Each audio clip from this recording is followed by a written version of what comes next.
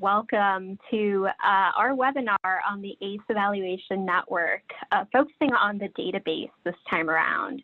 So for those of you who joined us back in October, we did host a webinar on the ACE Evaluation Network, but specifically around the call for new members.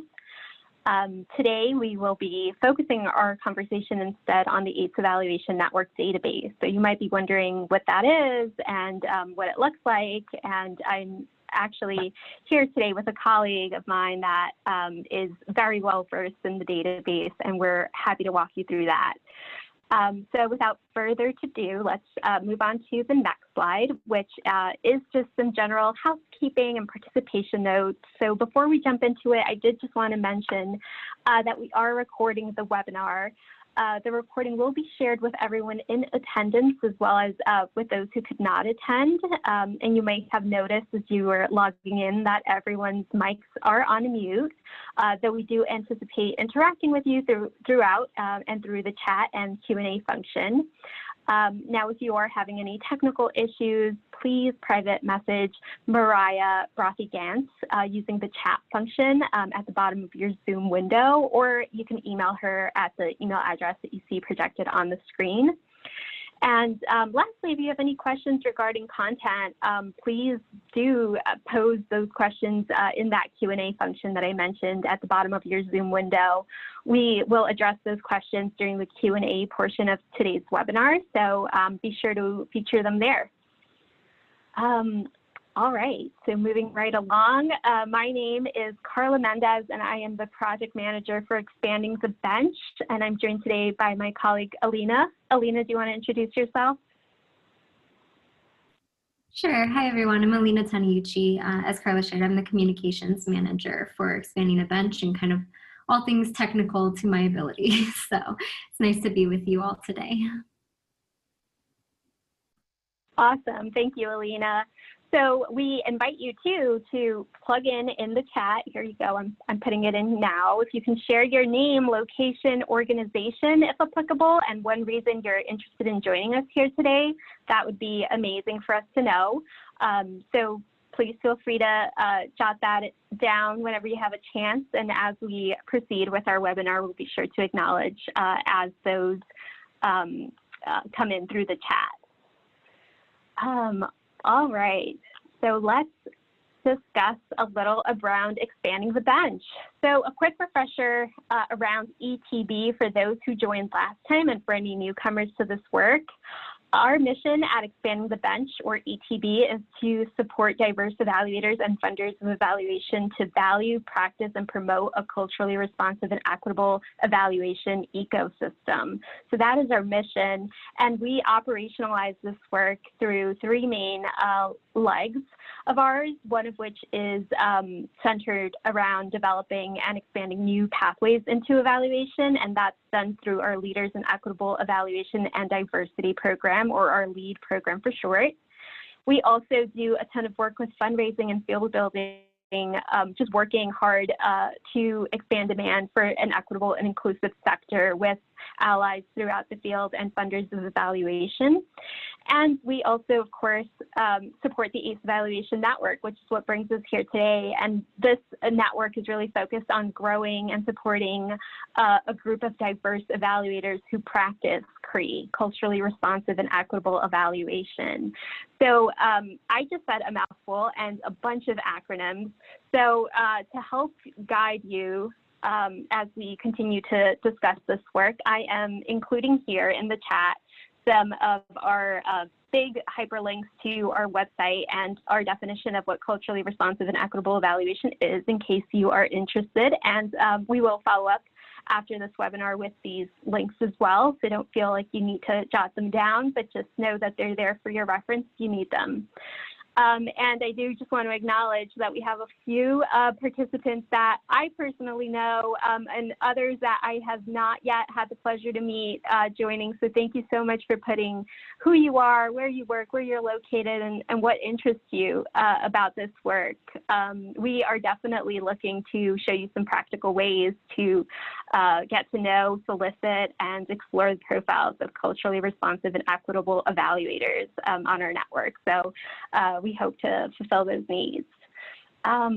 All right, so let's plug along to our next slide, which is really a slide that will welcome Alina to take on the show. This slide, I just wanted to acknowledge that in an effort to connect evaluation partners and funders of evaluation with ACE Evaluation Network members, that Expanding the Bench launched the database last summer. And this is an online database that contains professional profiles for each network member, of which there are currently 82. And each profile includes, but is not limited to, their biographies, their skill sets, work samples, their CVs, contact information. So all of that is featured on our database.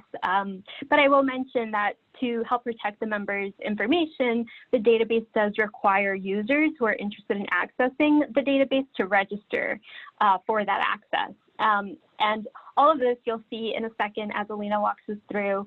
So I'll, stop talking now and hand it over to Alina to share more information with you about what this database looks like and walk us through some of its main features.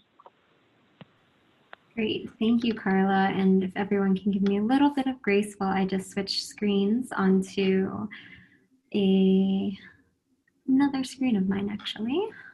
Okay. Oh, no, I just shared the same screen. Sorry about that. Okay, can everyone see my Google Chrome window and all of my bookmarks? Okay. All right, great. So this is the Expanding the Bench website. If you haven't been here before, it's just expandingthebench.org. And this is kind of what our website looks like now. We will actually be doing some upgrades shortly. So if it looks a little different by the time that you get around, not to worry, it is still the same site and we still have the access to evaluators. So everything related to the ACE Evaluation Network is really found under this Evaluators Network tab. And this time we will really be focusing on this join to find an evaluator, or as you'll see later, once I'm logged into my account, this will just kind of shift into find an evaluator. But this big button here is the one that we'll go to. So if you're coming to sign up for a database account, as Carla mentioned earlier, we do require that anyone who is accessing the database does create an account with us. That is just our process to make sure that all of our evaluators are being contacted about things that they are supposed to be contacted about. So on this page here, you'll see a little bit more information about kind of why you might want to use the database. You can also find more information about the network down here on this menu item as well. But this provides kind of a high-level overview of reasons why folks have engaged with the network and why we encourage you to join as well. So if you have not signed up for a database account, the first thing that you'll do over here is click on register for a database account, and you'll be taken to a short form that has some information we'll ask you to fill out that informs us to make sure to review and approve your account. You will also see over here that this is really a registration that is for folks who are interested in either funding an evaluator for a project or partnering with an evaluator for a project. So I'm sorry, I can't see the chat and know who's on our line here, but say you're a large firm looking for an evaluator who really specializes in culturally responsive and equitable evaluation to partner on a project. So you might also access the database not just as a way to fund an evaluator, but also find those really key partners that brings in a different lens to your work. So you'll see here we ask for your first name, last name, email address, and this really should be last names in case you have two or more. Anything that has an asterisk we do require, and your username you will not be able to change once you have created an account. So just make sure that it's something that you would like to use. Here's also where you can assign a password for your account. These are some optional fields that we'll ask you to fill out if you're comfortable with it. This information will actually not be anywhere that is publicly available. It's really for our own record keeping and for you to edit as well, as it might change over time. If you shift organizations, you can still hold on to that same account, and that is really where your username comes into handy. We'll also ask you to indicate what you are interested in specifically. Again, this is mostly for our records and just to ensure that we are keeping track of folks who are getting access to this database. So this is kind of that funder of evaluation category that I discussed, and then also the partnering with an ACE evaluation network member. There's also a spot for other if that doesn't quite fit what you're looking for, and then we'll just ask that you include your intent here, just so that it's another layer again for our team to understand why folks are coming to the database and to make sure that that is a good intention, well-intentioned. And then here is also just where we'll ask for you to agree to the principles for users, which you can see on our About the Network page. So here it has benefits and then also the guiding principles for network access and database use. So once you have completed this form and all required fields are entered, you'll click submit. Your evaluation, your database profile will be reviewed actually by one of our team members. So we do ask that you provide us with about 2 days worth of business hours that we can review and approve those accounts. Oftentimes it gets through much more quickly, but we just ask for your grace in that kind of waiting period. And you will be sent an email upon acceptance to the network. If there are any questions or concerns about what might have been in your intent, our team will also reach out and there's an opportunity to discuss that, but normally the approval process is very easy. Once you have that account created, I will just show you, I think we provide a direct login, and there are a few different ways in which you can get back to that login. So you'll kind of see one up here, which has a login, and then also on this, again, the Join, Define, and Evaluator page, you'll see a place for you to enter in your information. So I'm going to log into my test account here and give you an idea of what the database has. We also recommend choosing this Remember Me box if you are using one of your own devices, not a shared device, but that just limits the amount of times that you would have to re-enter your information and gets you to the database more quickly next time you are on the ETB website. You can also choose to retrieve a new or get a new password if you have forgotten what you used. So I will log on. And you'll see here, I get taken to my account page. This just has the information that I entered in when I created my profile. You can edit that again. If you do need to make changes, say you forgot your password and you've already changed organizations or something like that, so you can't actually access an email, just contact our team and we'll have the contact information at the end of the webinar, but we're happy to help set you up with access to your account again. Okay, so I will go back here and go to the Find an Evaluator drop-down again. And this time I will be directed to the database. And so what you'll see here are some different options that you have to filter your search and find an evaluator that kind of fits what you are looking for or just explore in general. We also just have this high-level overview of what the network members are and some extra instructions on how to use this kind of search functionality here. So I'm just going to do a quick search, show an example of how one might use this database. So say I am a funder of evaluation looking for an evaluator, maybe who identifies as Black, African American, who maybe because I'm working with a population that is Black and African American, really want to make sure that someone kind of looks, represents, and has lived experience of being within that same racial category. And maybe I want to make sure that they have a medium capacity level, so that is listed out here. So I will go ahead and do a search with just those 2 criteria to start out with and click go. So once this refreshes here, you'll see, okay, wow, there are 41 profiles that actually fit that. And you can see here kind of short profiles of all evaluators that we have that fit those criteria that we have above. So say that's a little bit much for me to kind of go through and figure out who I want to do, who I want to contact. So maybe I will narrow my search to Maryland because I am located in Maryland. I'm not actually located in Maryland, but that's just an example because I'm looking for someone who kind of fits within that community or is closer by. So I will search again, and you'll see here, okay, we have 3 member profiles available that fit the criteria I have selected. So I'm going to go ahead and show you how to view a full profile. You can also see there are some quick actions that you can take here if you want to see more about their website specifically, if they have one either for themselves as individuals or an organizational website, also LinkedIn and email for those who have that available. So I'm going to click into this one. Actually, let me go into one, sorry, that has a biography. Okay, so you'll see here the profiles open up in a new tab, and it just provides a little bit more information. So this is about Dr. Jerry Lynn Peak, more information about what she has history in and experience in, capacity, some more background information, organizational information, and then also here. And so we have experience with different skill sets, and these are ones that you can choose to search and filter by.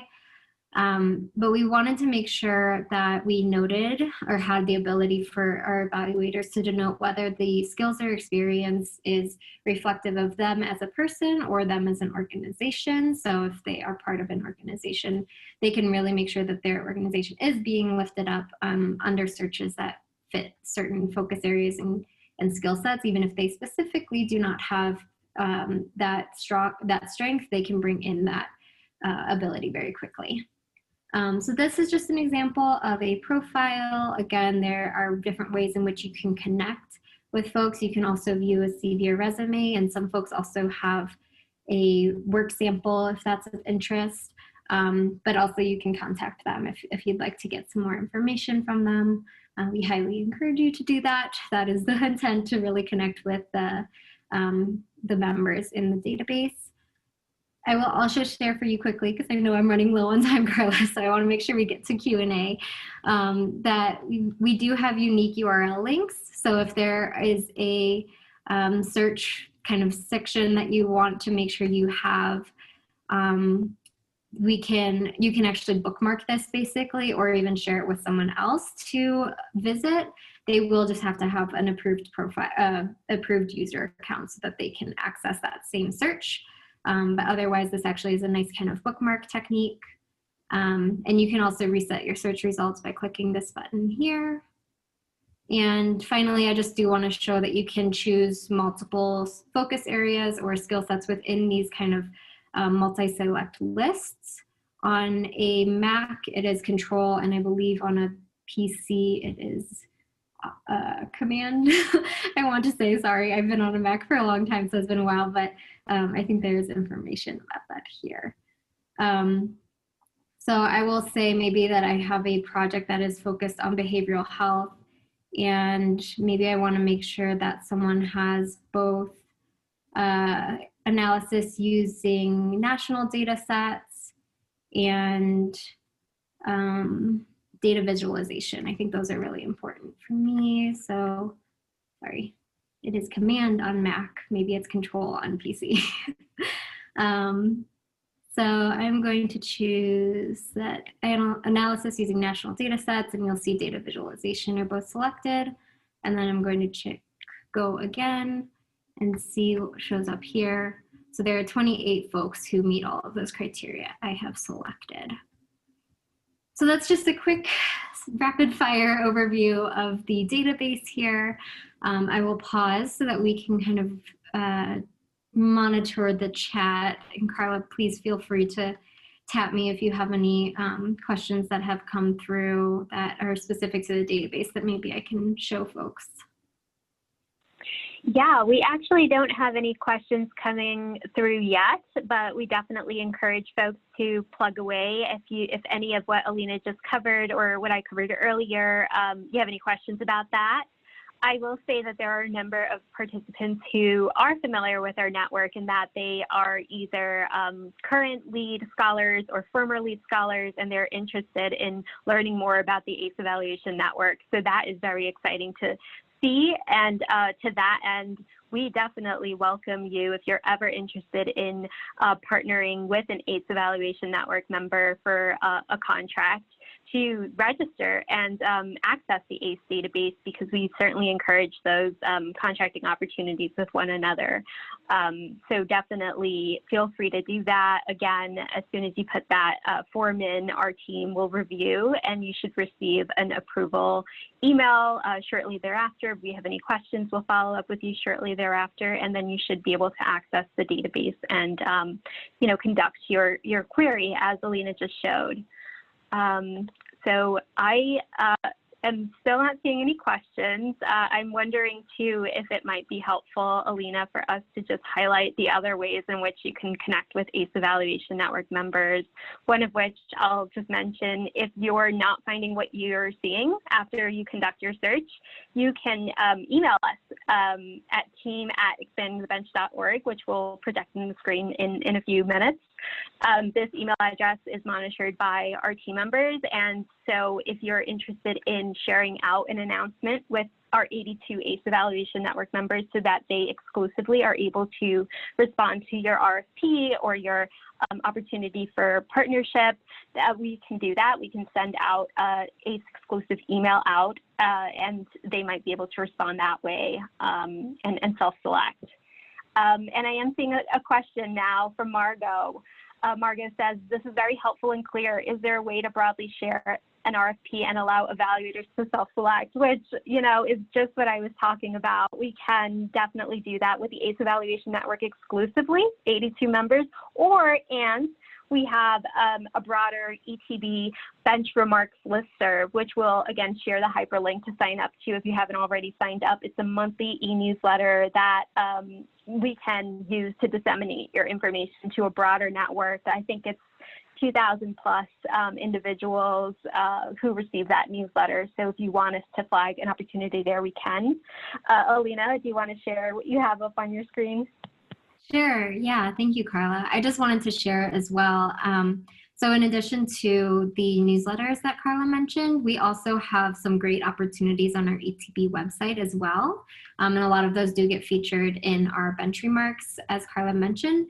So if you do have an opportunity that you're not necessarily looking just for ACE Evaluation Network members to submit, but also maybe you just want it more broadly out there, we also have this submit an opportunity page. And so you'll see here we have different types of different opportunities that folks can submit. And then there's kind of lists that come down from there, but these are actually opportunities that you all can come in, and we just ask for some information that kind of facilitates us submitting an opportunity. Let's say you have an RFP. So we just ask for opportunity title, kind of the content, more information about that. If there are focus areas that you have, maybe states, if there are specific, if there are evaluators that you're seeking out from specific states or kind of regionally, the state cluster, we ask that you submit that there. The application due date is very important.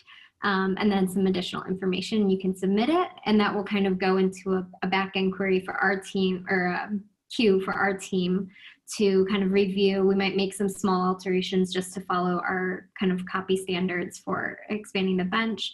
If we have any questions, we might follow up with you, but then we'll feature it on the website, and then usually we'll also feature it in bench remarks. So that's just another way to get your evaluation-related opportunities out there. And you can also always just send us an email. As Carla said, if this feels too much, too complicated, we're happy to receive emails. Yeah, for sure. And again, this is a completely free resource to you all. Like, I'm just looking at the chat and seeing the reason why many of you joined today is to find and solicit evaluation partners for your work. So please feel free to use it and share the link to register with colleagues and folks in your network that might benefit from a culturally responsive and equitable evaluation lens to the work. These are evaluators who have practiced CRE and are looking for those solicitations, which is part of the reason why they joined the network. In addition to receiving professional development and networking events that we also offer And so to that end, I'll just add one more plug for the call for new members, which is an announcement that we shared out a few weeks ago. The deadline to apply to be an ACE Evaluation Network member is coming up on November 15th. So I know it doesn't give us a lot of days. You have about 5 days to apply if you or anyone in your network may be interested, but what we definitely encourage you to take a look and apply if you are eligible. And again, we can share all of that information with you in a follow-up email that we hope to share with Mariah's help. So you have all that information there for you, as well as a resource to log in. I know what Alina just shared seemed pretty intuitive and comprehensive as she's walking through it, but in the happenstance that you didn't get all those steps in place, we do have a PDF that will go step by step as to how you can go ahead and register and join the ACE Evaluation Network. So that is also something that we're more than happy to share.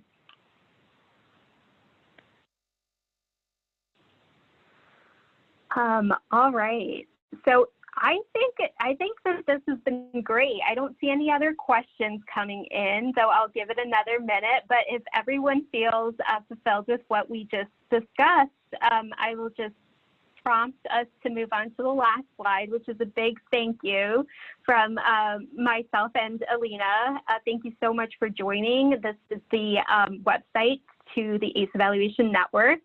And again, if you have any questions or follow-up comments that you want to share with us, you can very easily email us at team@expandingthebench.org, and we're more than happy to help address those questions for you. So thank you so much, everyone, for joining. It's great to see familiar and new faces on the line. Thank you, everyone.